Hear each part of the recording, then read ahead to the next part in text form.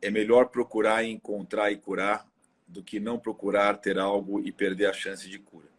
O câncer de ovário, diferente do câncer de mama e de colo de útero, ainda não tem um bom exame. Então, de cada 10 casos de câncer de bexiga, pelo menos 7 ou 8 têm relação direta com o cigarro. Eu não fico satisfeito de cuidando de pessoas abastadas, né, de pessoas conhecidas, falar que nós estamos provendo o melhor tratamento, enquanto eu olho para 500 metros dos nossos hospitais e eu vejo gente sendo tratada, né, de um modo 100 vezes pior. Quer dizer, isso para nós é muito duro, porque no fim do dia todos somos seres humanos, todos merecem um tratamento minimamente adequado, minimamente razoável. Infelizmente, não é isso que nós temos ainda no nosso país. Que bom que você veio aqui ao canal Leda Nagli assistir mais um vídeo.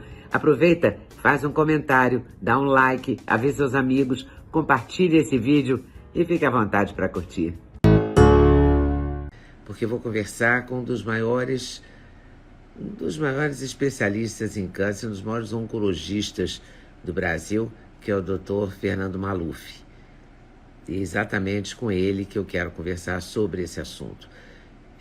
Como o Dr. Fernando sabe muito sobre vários assuntos, eu vou abordar vários tipos de doença, mas especialmente uma doença que tem me preocupado e me fez pedir a ele para fazer essa live comigo, porque eu sei que ele tem uma agenda super difícil, né?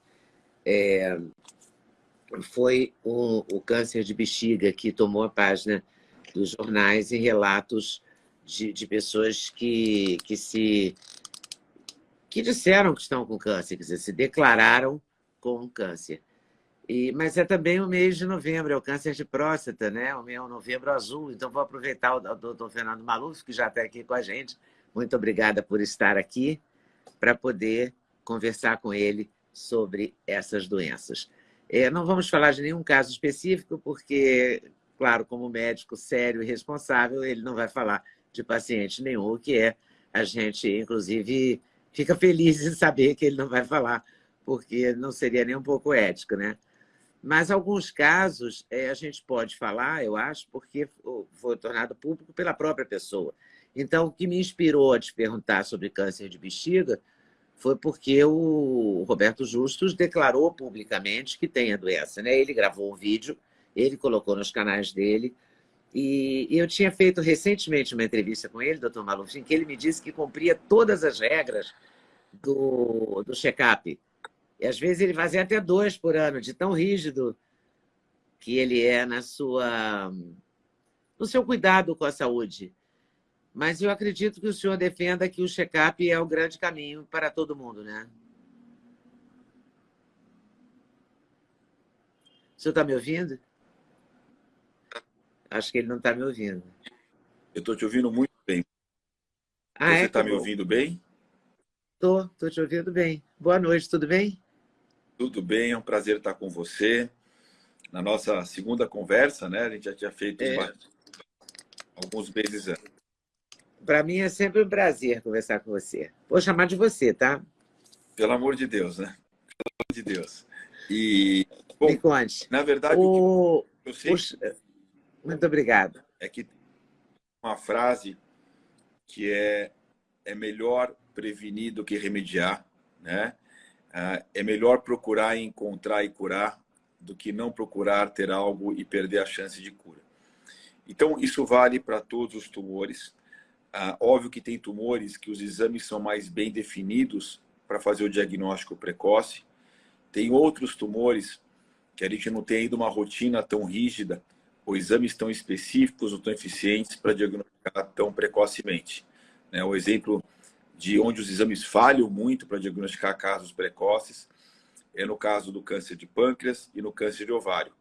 Mas quando a gente olha para o câncer de próstata e o toque retal, que é um exame físico muito simples, e o exame do PSA, que é um simples exame de sangue, que eles conseguem não fazer o diagnóstico, mas levantar uma suspeita que vai levar uma imagem específica e uma biópsia para fazer ou não a confirmação. Um toque retal e o PSA, a partir dos 50 anos, salvam vidas. E por que salvam vidas? Porque o câncer de próstata, no caso desse mês, que é o Novembro Azul, ele é um câncer que ele é muito silencioso. Então, se você for esperar os sintomas aparecerem, o tumor vai ter um certo tamanho, um certo volume, uma certa extensão, que as chances de elas se perdem e podem se perder por completo. O câncer de, quer dizer, o câncer de ovário a gente faz, por exemplo, fazendo todo ano, indo todo ano ao ginecologista, no caso das mulheres, e fazendo o Papa Nicolau, fazendo o exame completo ginecológico, ele é um preventivo ou tem que fazer também aquele, eu vou esquecer o nome, ultrassonografia de... Transvaginal. Transvaginal, obrigada. Transvaginal. Fazendo transvaginal, fazendo mamografia e indo ao ginecologista uma vez por ano, fazendo o Papa Nicolau, o câncer de ovário está seria preventivo do câncer de ovário? Infelizmente, não. Não? Esse exame ainda, a medicina não andou tão rápido quanto para outros tumores. A gente tem estudos com milhares de mulheres, onde uma parte fez ultrassom, outra parte não fez, e a mortalidade pela doença foi exatamente igual. A gente tem outros estudos com milhares de mulheres que fizeram um marcador sanguíneo chamado CA-125, onde metade fez, metade não fez, e a metade que fez também não teve uma diminuição da mortalidade. Portanto, o câncer de ovário, diferente do câncer de mama e de colo de útero, ainda não tem um bom exame. A medicina vem avançando nesse sentido. Tentar encontrar um bom exame para câncer de ovário, mas a gente ainda não tem esse exame pronto para o uso rotineiro. Na mama é diferente, né? Nós temos a mamografia a partir dos 40 anos, feito anualmente. O ultrassom ele é complementar à mamografia, particularmente em mulheres, Leda, com a mama muito densa, que são mulheres com mama cheia de densidade, são as mulheres jovens. E tem, no caso do câncer do colo de útero, além das vacinas contra o HPV, também tem o exame do Papa Nicolau, que também é um ótimo marcador para um câncer precoce ou para uma lesão pré-maligna. Então, para câncer do colo de útero e para câncer de mama, sim, a gente tem bons exames de rastreamento, ou popularmente chamados exames preventivos. Mas é engraçado porque quando a gente envelhece, isso aí é achismo em causa própria, né? A gente vai à ginecologista, ela diz, o ovário está micro, né? Parece sei lá, um feijãozinho. Ele reduz muito, né? Ainda assim, corre-se o risco de ter câncer de ovário? Sim, e o exame Que mostra, loucura! na verdade, que de cada 10 mulheres com câncer de ovário, 8 delas, a doença já é avançada. E isso independe se você está num país mais pobre, num país mais rico, independe. Diferente, por exemplo, do câncer do colo de útero. Eu vou dar um exemplo para você. O Brasil, infelizmente, é um país com muita desigualdade. E no Brasil, nós temos mais de 16 mil casos de câncer de colo de útero. Por quê? Porque as crianças não são vacinadas adequadamente. Porque muitas mulheres com uma situação socioeconômica pouco favorecida vão pouco ao médico ou têm dificuldade de acesso. Então, no Brasil, por todos esses motivos, nós temos 16 mil casos novos por ano e mais de 6.600 mortes por câncer de colo de útero. Quando você vai olhar a Austrália, que tem uma campanha de vacinação maciça entre as crianças, meninos e meninas, a partir dos 9 anos, que as mulheres fazem os exames ginecológicos regularmente, o número de casos na Austrália é de 250 casos novos por ano. Então, no Brasil, 6.600. Na Austrália, você tem 250. Ou seja, na Austrália, você tem quase 2% só dos casos que a gente tem no Brasil. Então, esse é um câncer que sim reflete a nossa desigualdade social. Câncer de ovário, não. Por quê? Porque mesmo que a mulher seja mais atenta a ir ao médico, a gente não tem um ótimo exame. Portanto, o diagnóstico precoce raramente é feito tanto no Brasil, quanto na França, na Austrália, nos Estados Unidos ou no Canadá. É sério isso? Olha que me surpreende. Eu achava que já tinha feito muitas entrevistas, que eu sabia muito sobre isso e não sei nada. porque eu achava que a ida ao ginecologista anual e esses exames que a gente chama de exames de mulher, né, resolveriam isso, e não resolve. Com relação à vacina do HPV, outro dia eu entrevistei um Dr. Carlos Zonta sobre isso, sobre câncer de colo de útero, e fiquei, mais uma vez, eu ouvi a coisa que eu já venho ouvindo há muitos anos, que há uma não vacinação de meninas, né, a partir de 9 anos. Eu não sei por que o Brasil não entendeu bem essa vacina do HPV, né? Esse é um problema que o nosso Instituto Vencer o Câncer, quanto outras várias ONGs e outras várias pessoas têm fortemente trabalhado. A vacina do HPV, apesar de ser obrigatória, ela não faz parte dentro do calendário mental como algo que deve ser feito.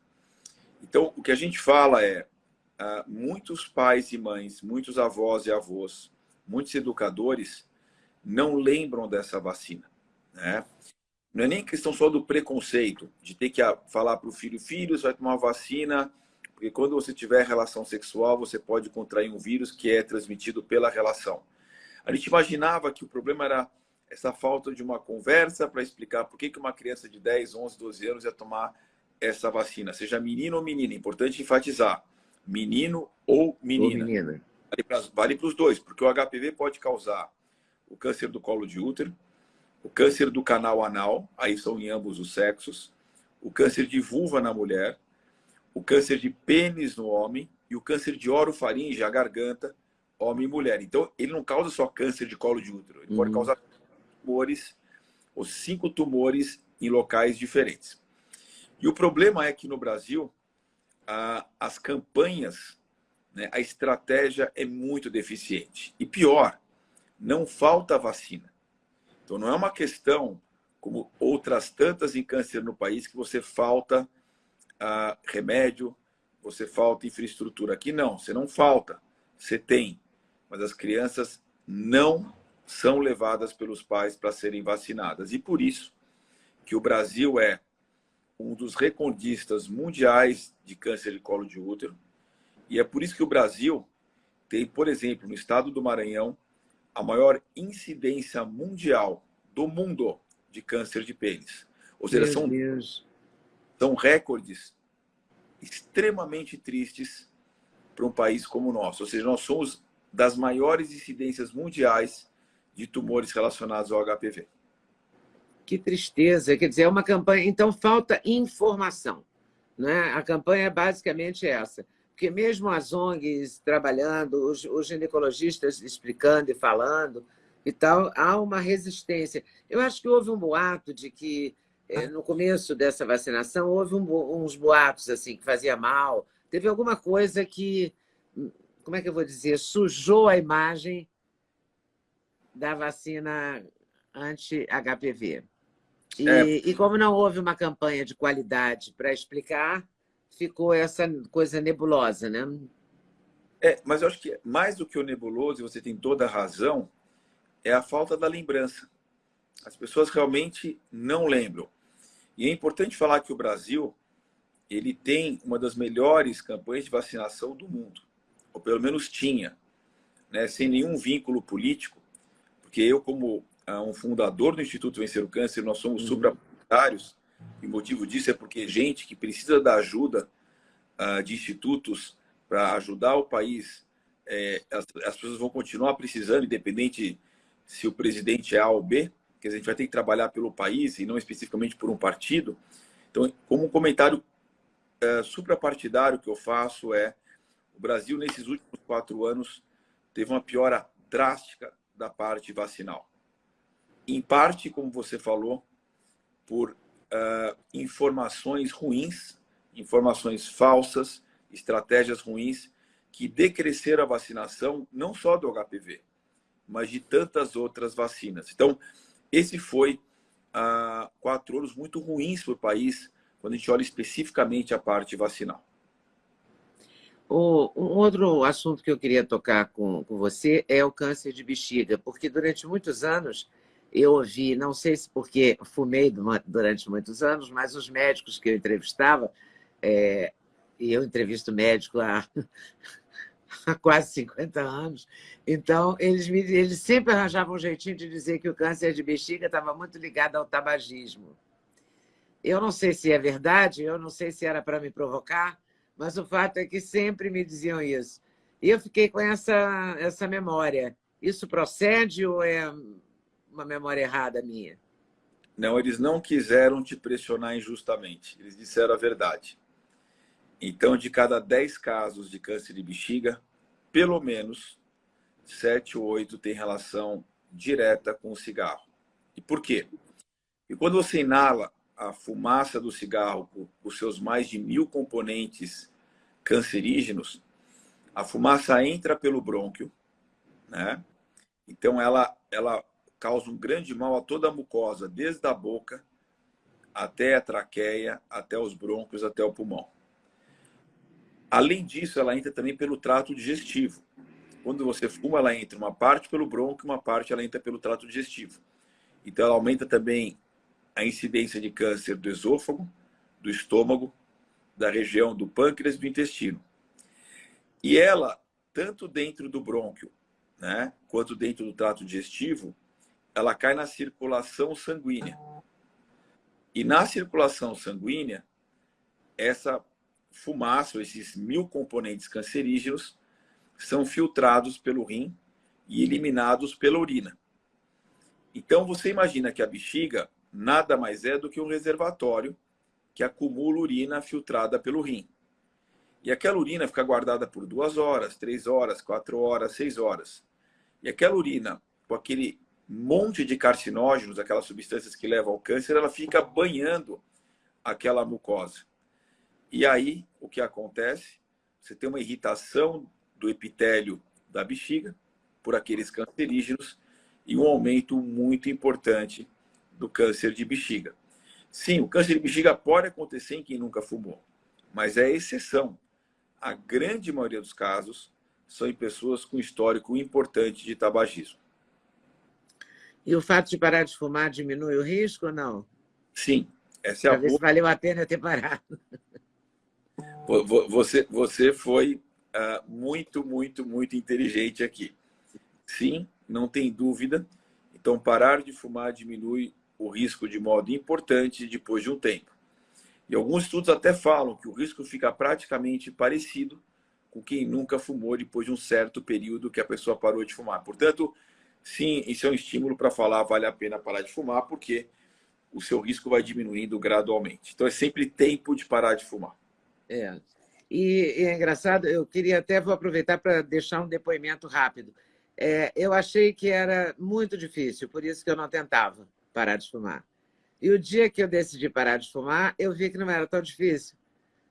É muito estranho isso, mas eu estimulo quem queira parar de fumar, porque não é tão difícil quanto o fumante pensa. É claro que não é assim mamão com mel, sabe? Mas requer uma certa resiliência, mas é absolutamente possível. Agora, eu queria saber, por exemplo, qual é o exame que determina, então, um câncer de bexiga? É o abdômen total, Então, aquele maldito tubo? Eu tenho horror daquele tubo, doutor Maluco. não, É na horrível verdade, aquilo. se a gente for dar um passo para trás, é ver qual que é o sintoma mais importante. Ah, O câncer de bexiga, você também não tem um exame de rotina que você faz, você entende? Você não tem, por exemplo, como o toque retal e o PSA, que você faz para homens dos 50 anos para cima. Você não tem uma prescrição regular de colonoscopia, que é aquele exame para você ver pólipos intestinais a partir dos 45, 50 anos. Então, você não tem uma regra rotineira. Então, geralmente, os casos de câncer de bexiga, eles aparecem para a gente através de sintomas. E tem um sintoma que é o responsável por 90% dos sinais de alerta, né? Que é o sangramento na urina. Então, é alguém que vai urinar, homem ou mulher, porque esse câncer pode acometer tanto homens quanto mulheres, e na hora de urinar aparece sangramento na urina, sangramento visível, chamado macroscópico. Esse sangramento não é que ele é igual a câncer de bexiga, mas ele deve ser rapidamente investigado. Outras coisas também podem causar sangramento na bexiga. É um sinal amarelo, né? Exato. E aí, quando esse tem sangramento, o próximo exame geralmente é um ultrassom, que é um exame bem básico, que vê, então, a bexiga, os rins, o ureter, se tem ou não alguma vegetação dentro da bexiga, alguma massa, algum pólipo, alguma suspeita de tumor. E aí segue-se ou com exames de imagem mais sofisticados, como, por exemplo, a tomografia ou a ressonância, que é o que você tem medo, né, que é aquela máquina fechada, ou a cistoscopia. O que é a cistoscopia? É colocar uma câmerazinha por dentro da uretra, e aí você vai olhar toda a bexiga por dentro. E aí, se você encontra algo suspeito, você faz uma raspagem ou biópsia, e aí você vai analisar o material para saber se aquilo que você encontrou alterado dentro da bexiga é um tumor, é uma inflamação, é uma lesão pré-maligna. Então é assim que você faz o diagnóstico. Geralmente é pelo sangramento, depois tem ultrassom, depois tem exames de imagem mais específicos, uma cistoscopia, uma raspagem, para entender exatamente o significado daquilo. Então, mas porque o sangue na urina é visível? Por exemplo, quando a gente faz hemograma completo, em geral vem o EAS, não é isso? Na verdade... Que vem no pedido médico, assim, eu estou raciocinando como paciente mesmo, leiga, né? Quando vem o meu hemograma completo, fazer isso, não sei quantas vitaminas, não sei quantos, bababá, né? E toda a vida inteira fiz T3, T4, T4 livre, né? Umas coisas assim, tem tudo lá escrito. E aí no final vem o exame de urina. Aquele exame de urina já detectaria sangue? Sim, aquele exame de urina detecta, mas se você não enxerga nada macroscópico, no exame de urina tem algo microscópico, então a gente fala de hematúria microscópica, que é o sangramento que você não vê, mas que o exame detecta. Sim, isso também pode ser um câncer de bexiga, mas a hematúria microscópica geralmente pode ser de outras causas, tipo cálculo renal, uma inflamação da região da bexiga, uma infecção da bexiga. Então tem outras causas para você ter sangramento na urina que se os olhos não veem. Quando os olhos veem, ou seja, um sangramento macroscópico, aí câncer de bexiga, a chance, ela aumenta mais ainda. Aumenta mais. As mulheres, as meninas mais crianças mesmo, e as mulheres mais velhas, têm muitos episódios de infecções urinárias, né? Tem muito. Isso também é um achismo de jornalista ou é real? Não, a mulher tem mais infecção urinária do que o homem, porque a uretra da mulher é mais curta do que o homem. Portanto, você tem uma maior chance das bactérias penetrarem e causarem infecção. Então, sim, a mulher tem mais infecção urinária do que o homem por uma questão meramente anatômica. E lembrar que infecção urinária também pode causar, em alguns casos, sangramento na urina. É um câncer muito prevalente, pouco prevalente? Ele é prevalente. Ele é o 7º tumor mais comum do homem. Na mulher, ele está entre os 15 mais comuns, e o motivo disso é que a mulher ainda hoje fuma menos do que o homem. Então, não é porque o câncer de bexiga é mais comum em homem por uma preferência do sexo, mas sim porque o homem fuma mais do que a mulher. Esse é um câncer que, como qualquer câncer, Leda, ele tem 4 fases. A fase 1, que é a mais precoce, a 2 e 3, que são intermediárias, e a fase 4, que é a fase já muito avançada. A maioria dos casos diagnosticados estão na fase 1. E por que isso? Porque mesmo com lesões pequenas na bexiga e superficiais, o sangramento pode aparecer. Então, na fase 1, é quando a doença está restrita à mucosa, que é a parte interna da bexiga, é aquela parte em contato com a urina. A fase 2 é quando a doença penetrou através da mucosa e chegou na camada muscular, que é uma camada bem grossa na bexiga, e ela precisa ser grossa por quê? Porque como a urina vai acumulando 1 litro, 1,5 litro, ela se distende. E se a camada muscular fosse muito fininha, você teria uma explosão da bexiga. Então, é uma camada bem grossa, e quando essa camada está sendo invadida pelo tumor, é a fase 2. A fase 3 é quando a doença chegou na gordura, que é o revestimento externo da bexiga. Ou chegou nos gânglios pélvicos, que são guardas-sentinelas que estão em volta da bexiga, na região da pelve. E a fase 4 é quando a doença ou foi por contiguidade para outros órgãos, por exemplo, útero, reto, né? Ou quando ela já conseguiu, através da circulação sanguínea, chegar em outros órgãos, por exemplo, fígado, pulmão e ossos. Então, obviamente, o nosso objetivo é sempre encontrar o tumor na fase 1, que é restrito à mucosa. Não só porque a curabilidade é muito alta, mas porque os tratamentos são tratamentos muito tranquilos, geralmente.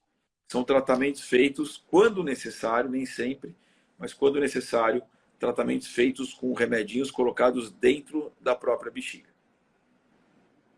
E os remédios também, no caso do câncer de bexiga, evoluíram como nos outros cânceres? Um absurdo. E eu diria que é um dos tumores no qual a evolução foi mais marcante, mais significativa, mais visível. Eu vou dar um exemplo para você. Na fase 4, quando a doença foi para outros órgãos, a gente tinha só quimioterapia. Hoje, temos mais 3 classes diferentes de remédio, além da quimio. Nós temos novas drogas imunoterápicas. O que elas fazem? Elas estimulam o linfócito, que é o nosso guarda da defesa contra os tumores, a atacar com muito mais força, com muito mais foco, o tumor. Então, hoje, os imunoterápicos fazem parte da rotina do tratamento do câncer de bexiga avançado. Então, essa é a primeira classe de drogas que foi desenvolvida. Nós temos uma segunda classe de drogas, que são drogas que a gente chama de alvo específicas. São drogas orais que desligam mecanismos de crescimento específico do tumor de bexiga, que estão presentes não em todos os casos, mas em alguns casos. Por isso que essas drogas são feitas em quem tem, através da biópsia, uma alteração específica para que essas drogas sejam usadas. E nós temos como grande novidade uma terceira classe de drogas, além dos imunoterápicos, das drogas alvo dirigidas, que são as drogas chamadas de anticorpos conjugados à droga. O que é isso? São anticorpos injetados de modo endovenoso, que vão grudar no tumor especificamente, porque elas grudam num receptor que é expresso no tumor e não no resto do corpo.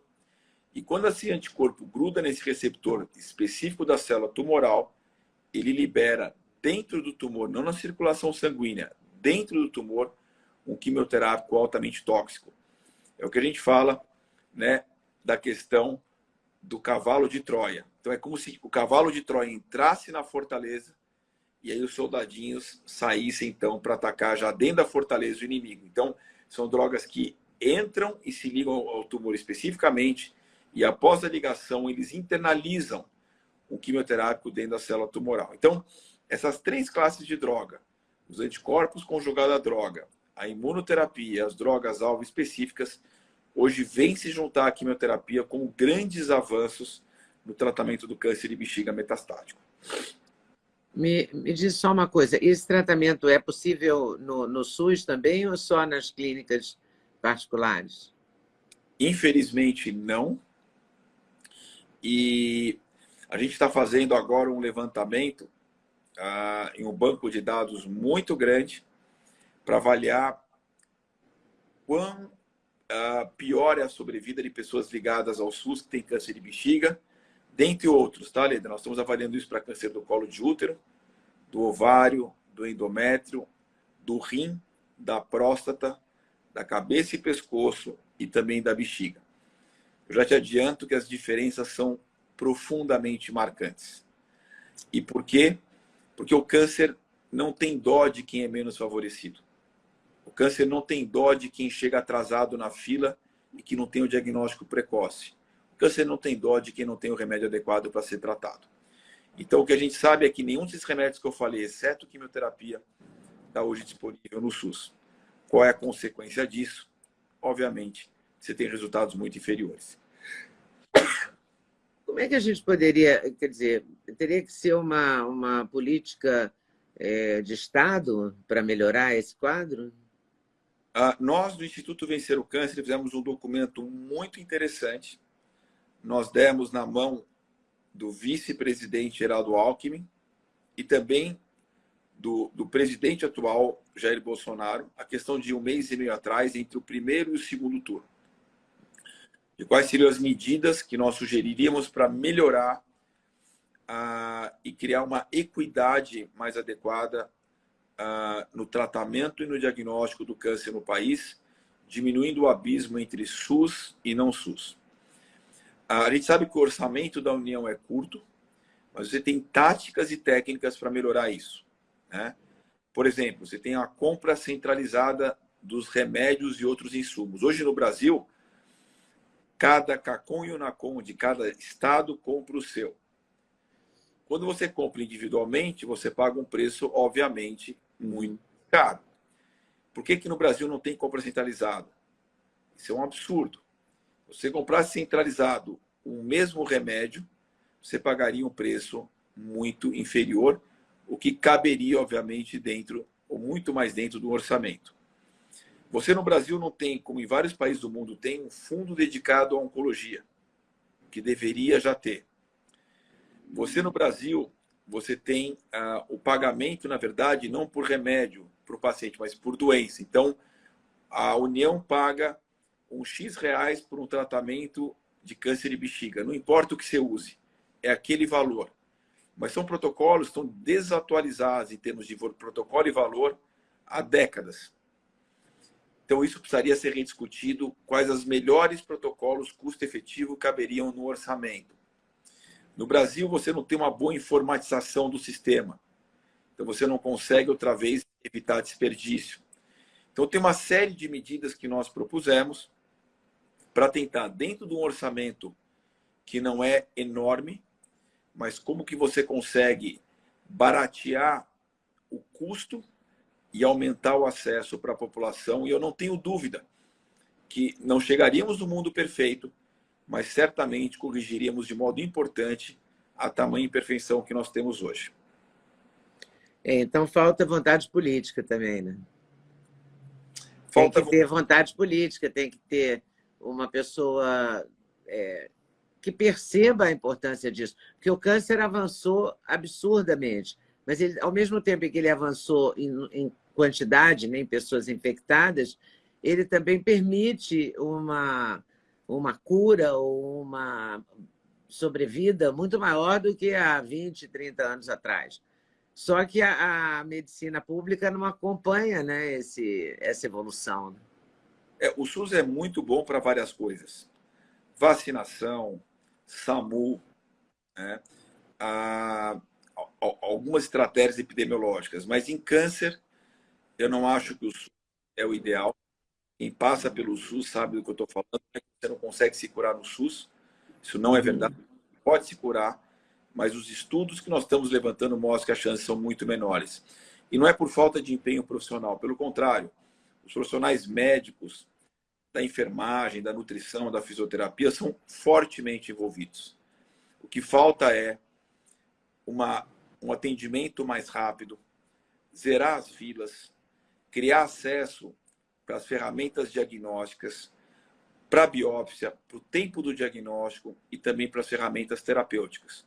O que a gente vê é que tem muita gente dentro do Sistema Único de Saúde com câncer, e não estou nem falando de uma doença avançada, que tem uma metástase, estou falando de gente que tem uma doença curável ainda, que perde a chance de cura, que é tratado paliativamente, porque não teve tempo de ser operado, porque não teve radioterapia dentro do seu estado. Ou seja, então não estamos falando só que não tem a última droga do momento. Não. Está faltando métodos curativos para uma doença. Está faltando o básico, né? Sim. Então, isso é uma coisa que eu acho que é um trabalho não só nosso do Instituto, é um trabalho da população, de alertar, de reclamar, de cobrar de toda a classe política. Isso para mim é muito importante, porque no fim do dia, né, a gente precisa diminuir as diferenças. Eu não fico satisfeito de cuidando de pessoas abastadas, né, de pessoas conhecidas, falar que nós estamos provendo o melhor tratamento, enquanto eu olho para 500 metros dos nossos hospitais e eu vejo gente sendo tratada, né, de um modo 100 vezes pior. Quer dizer, isso para nós é muito duro, porque no fim do dia todos somos seres humanos, todos merecem um tratamento minimamente adequado, minimamente razoável. Infelizmente, não é isso que nós temos ainda no nosso país.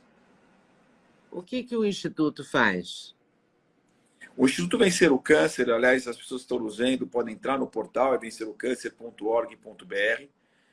Ele tem uma barra, primeiro, muito forte de informação, tanto de prevenção, do que a gente precisa fazer para se prevenir contra o câncer, em termos de estilo de vida, de exames, quanto também de diagnóstico e tratamento do que existe de mais atual, de mais moderno, de mais estado da arte, que a gente chama. Ele tem um segundo braço, que é trabalhar em cima das políticas públicas, que é de escrever e trabalhar com projetos de lei para criar outra vez mais equidade e acesso para a população. Ele tem um terceiro braço, que é de trabalhar com projetos diretos para melhorar outra vez a qualidade de saúde do brasileiro e da brasileira com câncer. Como exemplo, por exemplo, o Instituto, através de doações, ele conseguiu montar centros de pesquisa avançado em 6 áreas pobres do país. Em 6 áreas que não tinham praticamente nada de pesquisa em hospitais públicos e filantrópicos. Então, nós montamos um centro de pesquisa avançado no estado do Amazonas, um no Pará, um no Maranhão, um na Paraíba, um na Bahia e um no Mato Grosso. E estamos mais agora em confecção de 3. O que a gente vai conseguir fazer? Que uma mulher do Maranhão com câncer de mama, num hospital que não tem acesso aos melhores medicamentos básicos, que ela possa adentrar um estudo clínico de uma droga nova que no mínimo vai ser igual e talvez melhor do que o que melhor existe no mundo hoje. De uma droga, Leda, que está sendo estudada ao mesmo tempo naquele centro do Maranhão, mas está sendo estudada no Memorial de Nova York, no MD Anderson de Houston ou em Harvard, em Boston. Então, nós vamos permitir, montando centros que já foram montados, que pessoas menos favorecidas tenham acesso às tecnologias potencialmente mais promissoras dos próximos anos. Então, esse é um outro trabalho muito forte do Instituto. É muito importante, né? É importante também divulgar esse instituto bastante, né? Sim. Então, esse instituto é o Vencer o Câncer, www.vencerocâncer.org.br. Eu estimulo as pessoas a entrarem. E mais do que entrarem, quem puder doar. Porque doar para o Instituto significa aumentar a nossa grandeza em termos de infraestrutura para poder montar mais projetos. E mais projetos significa ajudar mais pessoas no país. Os projetos atendem as pessoas. Exato. E essa é a ideia. Porque a informação, Leda, é muito importante. Mas só a informação não é tudo. Não é tudo. Né? Então, a completude é informação de primeira linha, de primeira grandeza, e trabalhar em aumentar a equidade, a integridade, o acesso das pessoas menos favorecidas ao que existe de melhor para a sua saúde. Então, essa é a missão do Instituto, é trabalhar 360 e não só 180. E ele surge por quê? Ele surge da sua cabeça, da sua clínica, do seu trabalho? Como ele surge? Veja, Buzaide, eu e na época também Drauzio Varela, nós montamos o Instituto, que era um modo pelo qual a gente conseguiria ampliar o nosso cuidado, ampliar a nossa força de ajuda, que não fosse no 1 a 1, ou seja, para cada paciente que a gente visse numa consulta. Porque eu trabalho e sempre trabalhei em hospitais que, queira ou não, são hospitais muito elitizados. Mesmo sendo filantrópicos, são hospitais que têm projetos públicos, mas que o acesso deles, ou muita gente que tem acesso, são pessoas que têm uma condição socioeconômica muito favorecida.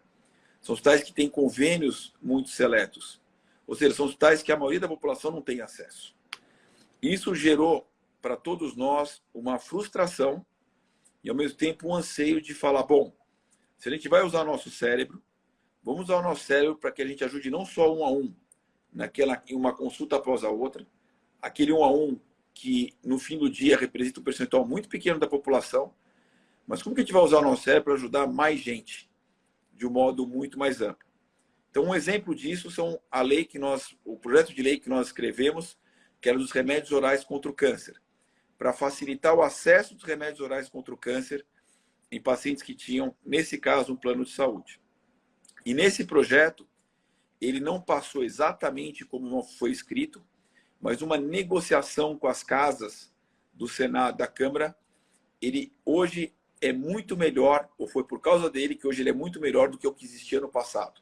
Hoje ele aumentou a rapidez no acesso entre 4 a 6 vezes o que existia. E esse projeto, ele tem a capacidade de ajudar por volta de 50 mil brasileiros e brasileiras por ano. Ou seja, muito mais do que eu ajudei na minha vida no 1 a 1. Então, começa a fazer coisas que vão ajudar 50 mil, 100 mil, 200 mil, 3 milhões de pessoas, você começa a entender que dentro de uma estrutura com muita gente boa da área pensando, você consegue causar, não sozinho, né, eu sou uma parte de tudo isso, você consegue causar um impacto muito grande e isso é apaixonante. E você poder ajudar muita gente que nunca vai saber o seu nome, nem você o nome dessas pessoas, mas que no fim do dia vão ser diretamente ajudadas. Isso, para mim, é algo que é indescritível. E recupera um pouco até a frustração, né? Recupera a frustração e amplia o horizonte de cura de muita gente. Né? Porque hoje a gente fala em cura, né? Em relação ao câncer, em muitos casos, né? E antigamente, há 20 anos atrás, eu acho que não se falava nisso. Né? Era uma sentença de morte assim, muito mais forte do que é hoje. Né? Hoje em dia, eu diria que em locais de acesso adequado, de pessoas bem instruídas, de cada 4 casos de câncer, 3 são curados hoje. Então, outra vez, claro que varia as estatísticas para cada tipo de tumor, tem uns mais, uns menos, mas a maioria dos casos hoje, se diagnosticados precocemente, são completamente curados. É um alento, né? Mas a ideia é uma esperança. A ideia é, esses números não são assim no SUS. Então a ideia é como que a gente vai tornar esses números tão bons no SUS quanto na rede privada. Tomara que haja uma política mais adequada, né? Tomara que as autoridades abram seus olhos e suas mentes para isso. A gente teve o Covid sugou muito, né, do dinheiro da saúde, né? Exigiu muito, né? Sim, mas isso que eu estou lhe falando, essas desigualdades foram já antes do Covid. Porque elas são da vida toda, né? A gente sempre soube disso. E agora... Mas eu acho que nesse ponto o Covid teve um papel importante porque ele exacerbou isso, ele deixou isso tão uma bofetada nas pessoas, né? Ficou muito óbvio, assim. Então, acho que isso pode ajudar, de alguma forma, a melhorar a diminuir essa diferença social que é gritante. Você tem toda a razão. Ele aumentou ainda, né, as diferenças que eram enormes por vários motivos. Um deles é porque muito do recurso foi destinado, obviamente, para o Covid. A infraestrutura para cuidar do câncer, que já não é tão boa, ela piorou mais ainda. Além do que, com a questão do isolamento, que era importante naquele momento, as pessoas deixaram de fazer seus exames rotineiros em mais de 90% comparado com os anos anteriores. E, portanto, houve uma explosão de casos de doenças avançadas que nos anos anteriores não havia. Porque como não foi feito mamografia, Papa Nicolau, colonoscopia, PSA, muita gente passou 2, 3 anos sem fazer nada, outra vez pela questão do isolamento.